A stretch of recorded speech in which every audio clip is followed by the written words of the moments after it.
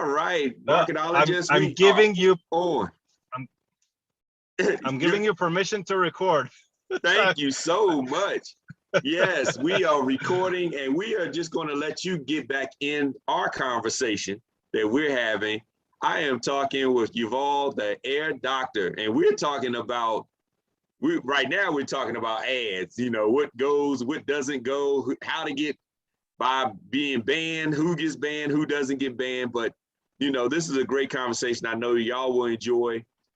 Air doctor, he helps companies out there, and he's in a very interesting space because his space, like we were talking about with supplements and supplements versus medicine versus everything else, drugs versus everything else, and how it's considered, it's very interesting. But he's been doing it for several years and has several experiences when it comes to marketing a business that deals in that type of space. So thank you so much for coming on, and give us a little bit of background about, because I know I've batched up and butchered the whole history and background, but give us a little bit more insight about the air doctor.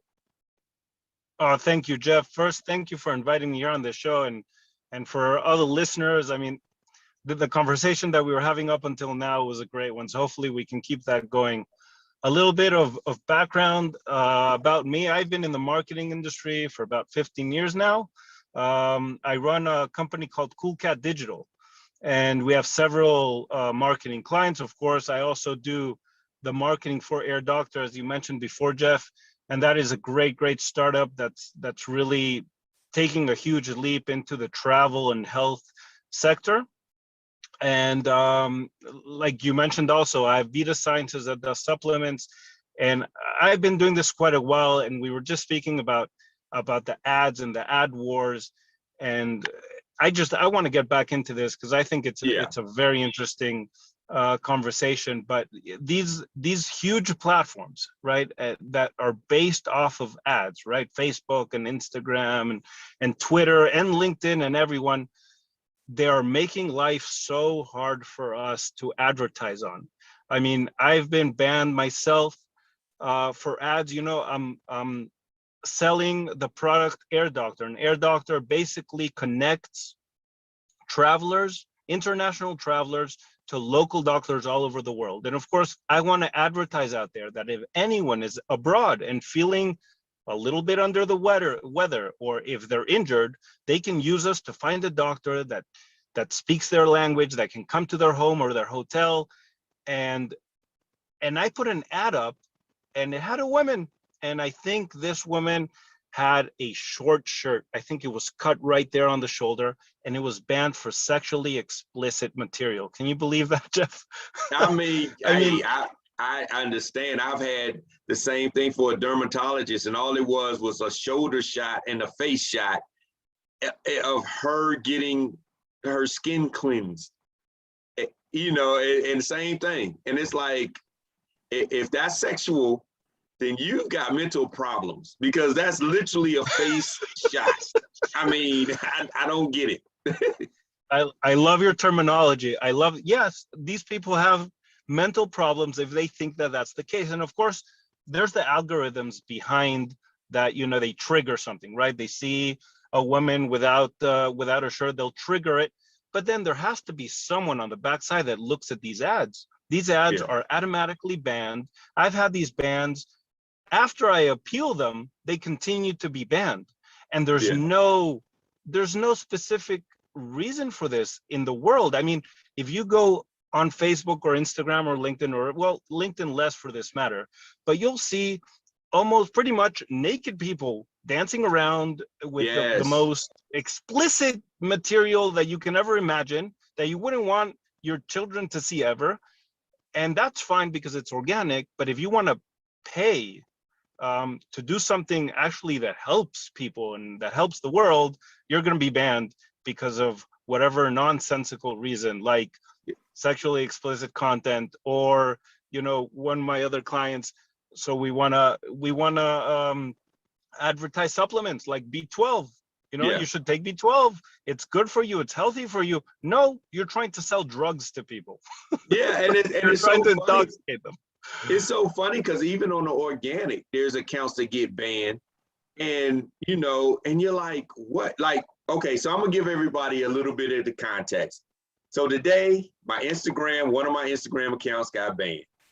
It's an Instagram account I don't even post on. I haven't posted on for like a month. And I got banned today for some guideline violation, which you don't know what it is because I haven't done anything. So that's probably why they banned me, because I haven't done anything in so long. They're like, we're going to ban you for lack of use. But anyway, it's amazing how certain people get banned and certain people don't. So in the comments, if you've been banned, this is your time to go ahead and share your experience of how you were banned. But getting back to what we were talking about, it's so interesting how you will go and you will see people clearly breaking the rules in a sense, and getting by. And then others that are trying to do the right thing and trying to provide something of value, right? Of value, and they get banned. I remember one time that wasn't really being banned. That was just a troll. But he tried to report me for affiliate marketing. Yes, it was an affiliate link. Yes, I stated it was an affiliate link. But first of all, they're not paying more. They're actually getting a discount by using the link. I wasn't trying to coerce or manipulate them into buying something. It was something that was truly valuable. Like you said, if you're traveling and you get injured and you need to find a doctor, that's of true value. And if I was to run across something like that and share it with an audience and say, hey, this is a great service, but yet you're willing to compensate me for the word of mouth referral, then it's a win-win-win. Your company wins, the person that uses it wins, and I win for sharing it with that person. So there's no, I would say, moral or ethical, what's the word? Violations with doing that. But because of that, he's like, oh, this should be taken down. This post should be taken down because it's an affiliate. And it's like, really? But here's the thing. When I reverse engineered and went to his, he's selling all kind of stuff. He just promoting all kind of stuff. So where is that line to say, look, we are getting a little bit too sensitive. And like you said, instead of having a robot, an algorithm, that probably the lady that you used was so pretty, they were like, yeah, she's too pretty. This gotta be sexual, you know, to say, look, this is not, you know, I mean, if it's a company that deals with image, whether it's dermatology, whether it's modeling, if it deals with image, you're going to have pictures of people and you're going to have pictures of attractive people. Now, how they're positioned is one thing. But like I said, if they're not turned around like this, you know, then what's the problem? And I agree with you. And then I think the most important thing to know or understand going into these ads, whoever's doing them for the first time, or even people that are doing them for years, it's before you spend tens of thousands of dollars creating a video that you think is genius and it's hilarious and it's funny, it gets to the point and it's going to sell your product, just think about the script for a moment and what images you're going to place there. Because I've been there. I've had a video I spent about $15,000 to $20,000, and it was an animation film, and that also got banned for, I don't remember now if it was sexually explicit or something else, but it was like these crazy motives, crazy intentions that aren't true, which I wasn't selling, but then it takes a huge amount of time to fight them, to appeal them, and sometimes it's not a straightforward appeal. Sometimes you really have to appeal a few times, talk to them on the phone, and it's just hours and hours of time, and this, sadly enough, has to be taken into account. And part of what we were speaking before about, Jeff, is, you know, maybe not only create these ads for the purpose of sponsoring them and having paid ads, but like we mentioned, having them be viral, right? Which is really hard to create a viral video is insanely hard. But if it's viral and it goes organic, then it's fine. Then there's like no rules and everything goes.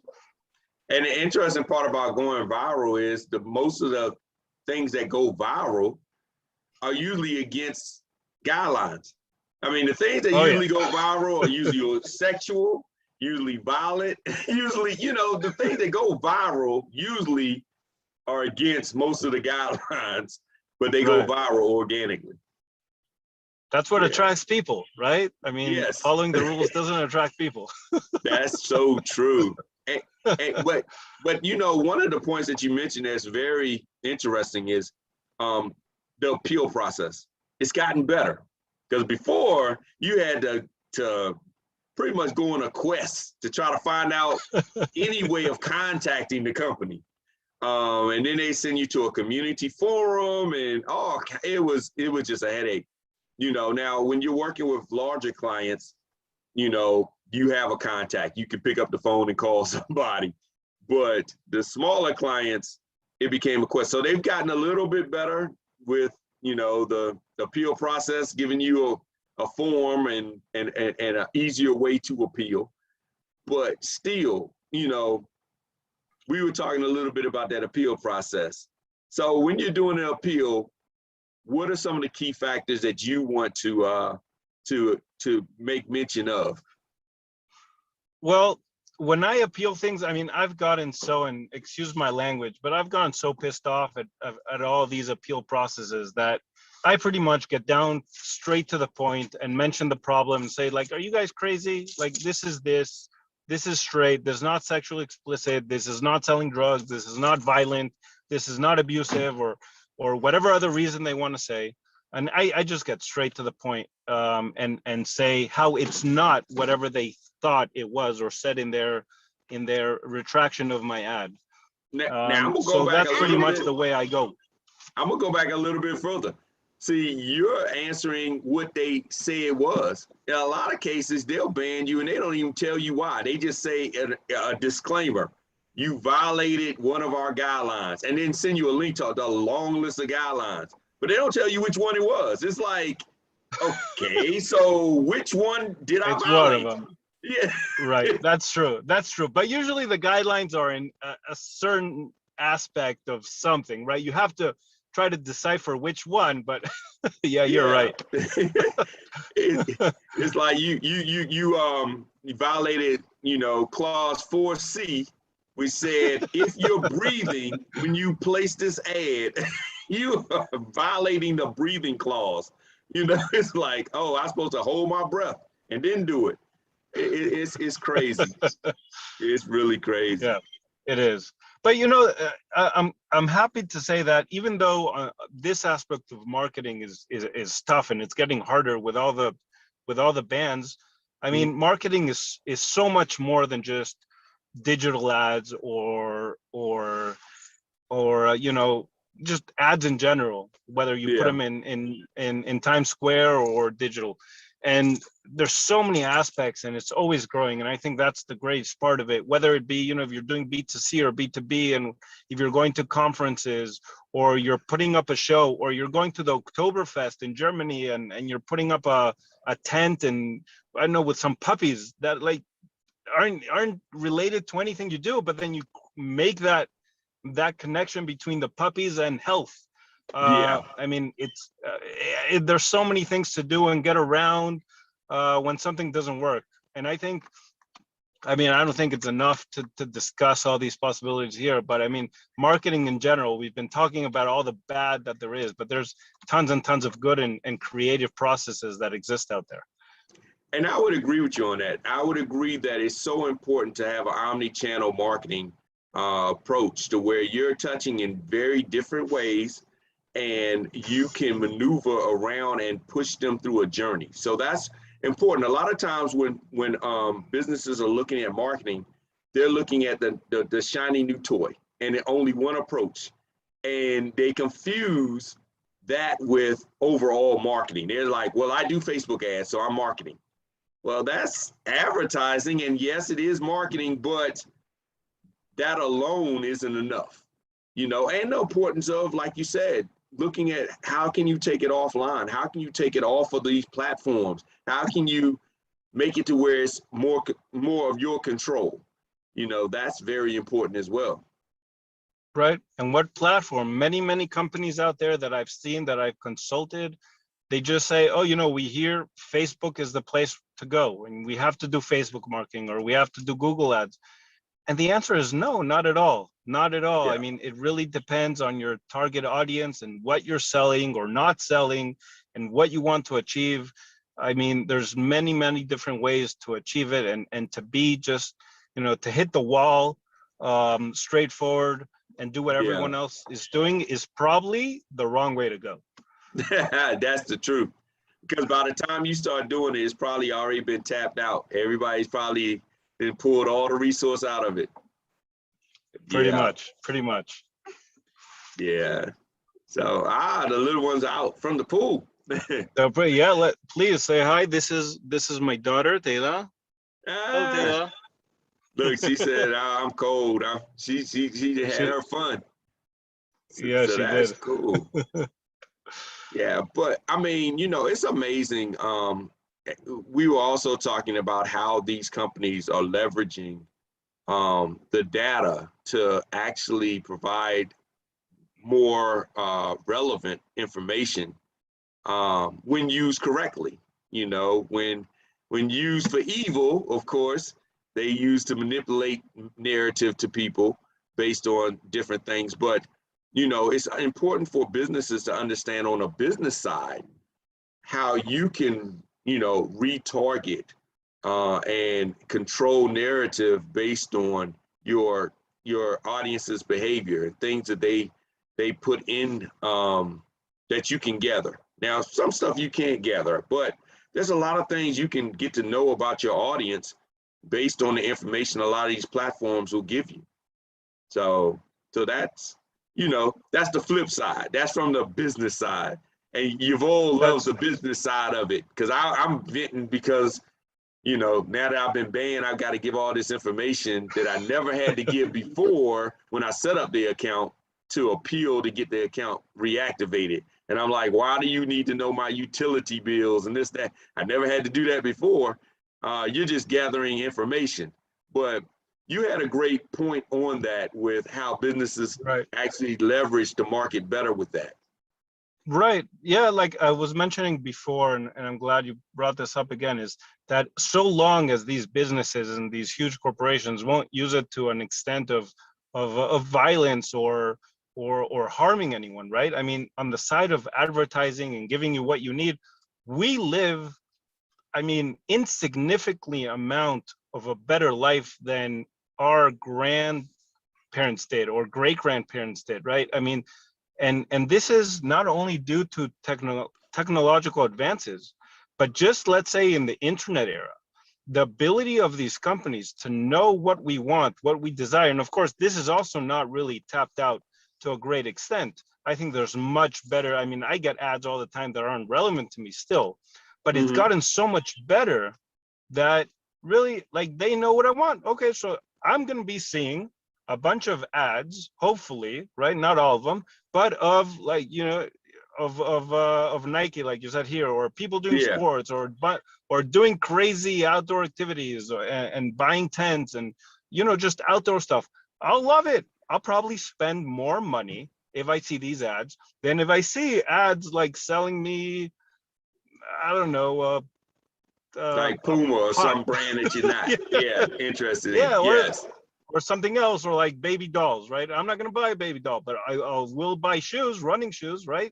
So I mean, and it's, again, it's not tapped out yet, and I think this is great because we live better lives, we live more comfortably, we get what we want, we see what we want, and of course, on this, I mean, it can also be a little bit dangerous on the side of that we only see what we know and want is not a good thing, right? And I think here we should never ever see that. And hopefully these companies won't let us just see what we want, because then we're not opening ourselves to new material, right?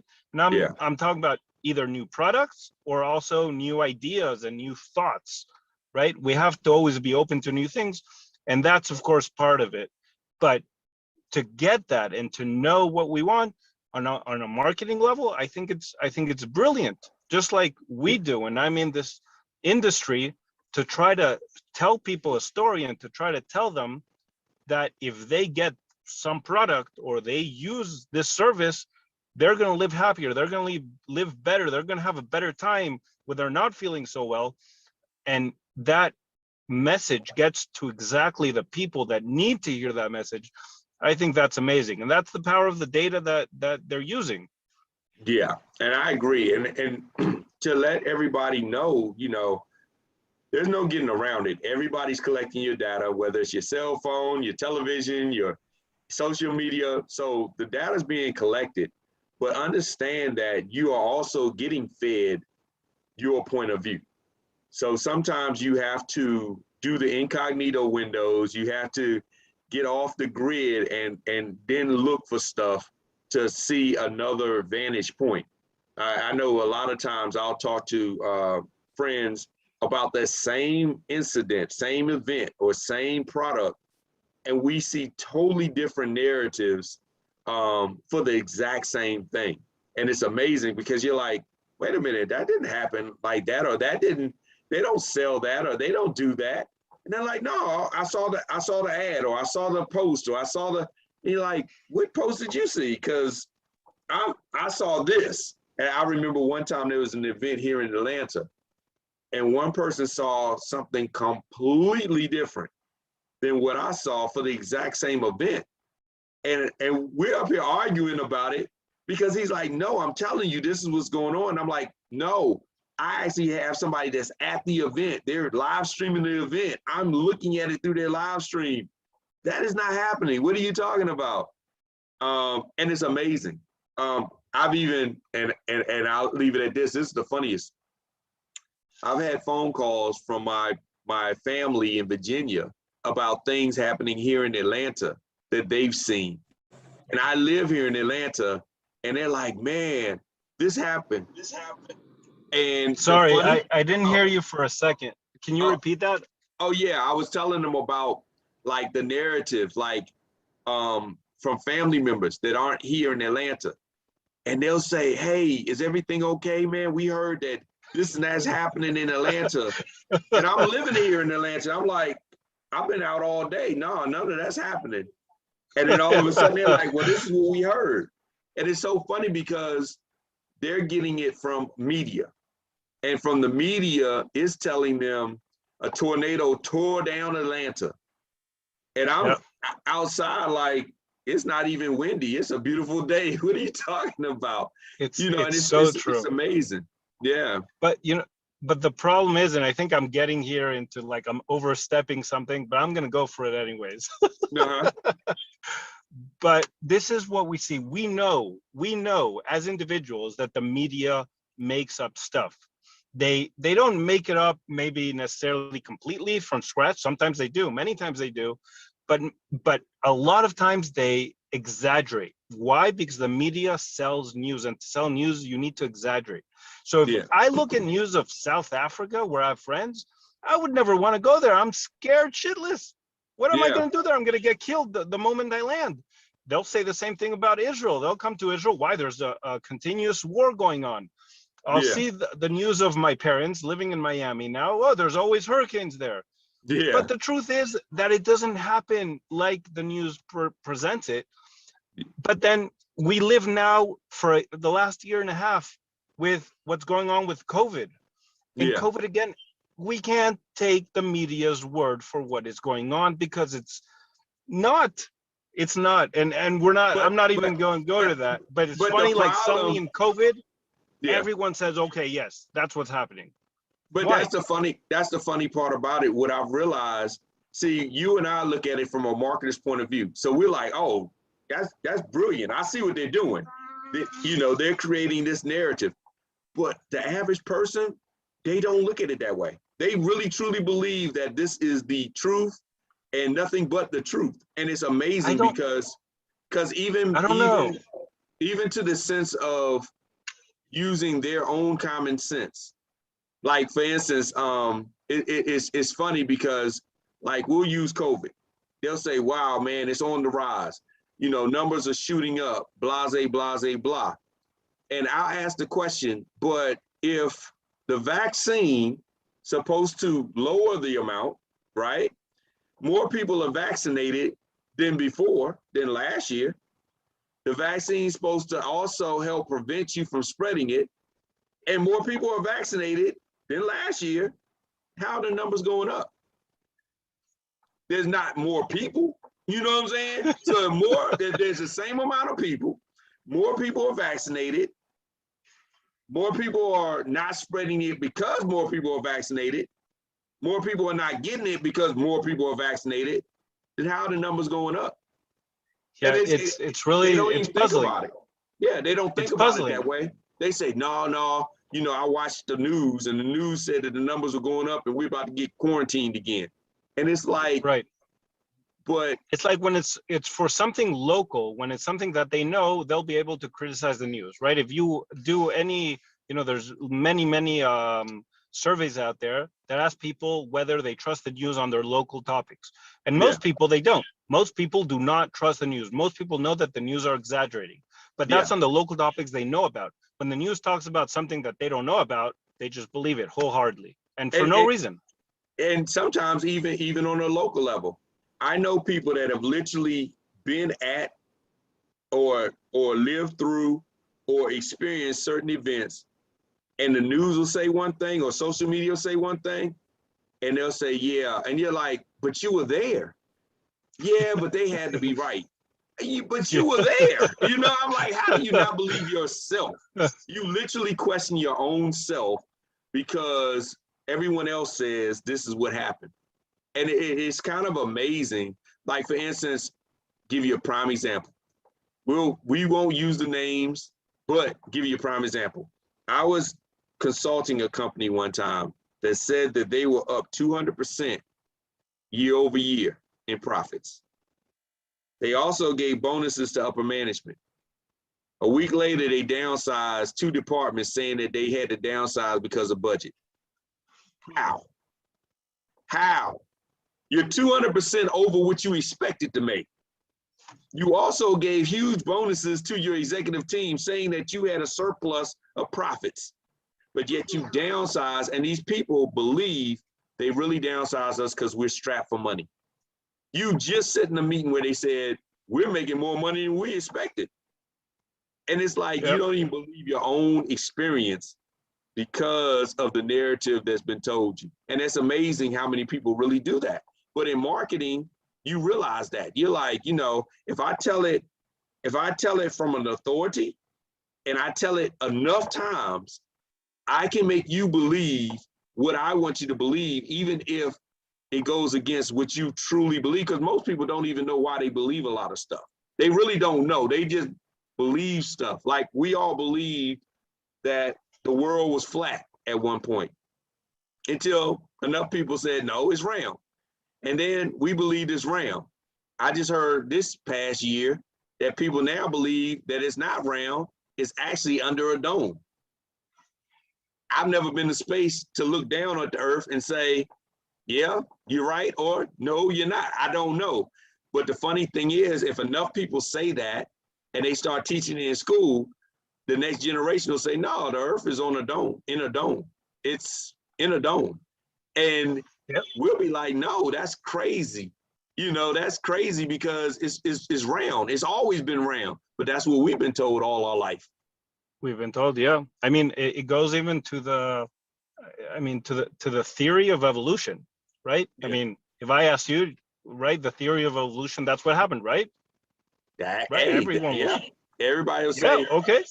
But I mean, just look at the name. The name in itself, it's a theory. It's not proven, right? Exactly. If you're religious and you believe in God, then you won't believe in the theory of evolution. Yeah. Right.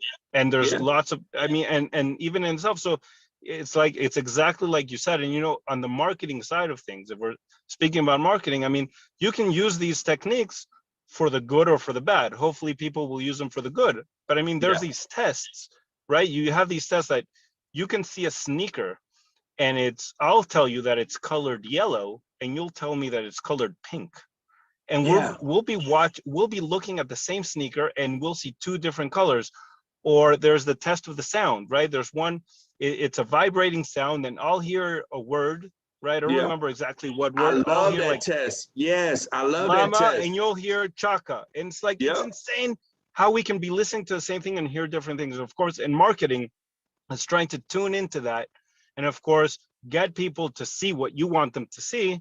But of course, my advice, and as an ethical, moral person, everyone, hopefully everyone will be able to do this on an ethical level for the right reasons and promote their service, their products that really deliver value.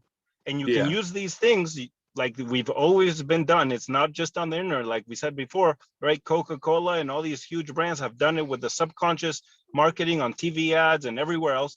And it's okay. Just Yeah. do it for the right reason. And as a consumer, always know when you're hearing something, check it before you take it as a Just fact. exactly. And I love those tests you said, because I've seen those tests on social, and I've even tried to trick the test. And you can't Right. even trick the test, because they'll show you two different things, and they'll say, look at it, and they'll say, this is what you're going to believe. And all of a sudden, when you look at it again, you be like, yeah. But then you say, no, I'm not going to look at this one. I'm going to keep looking, and you can't do it.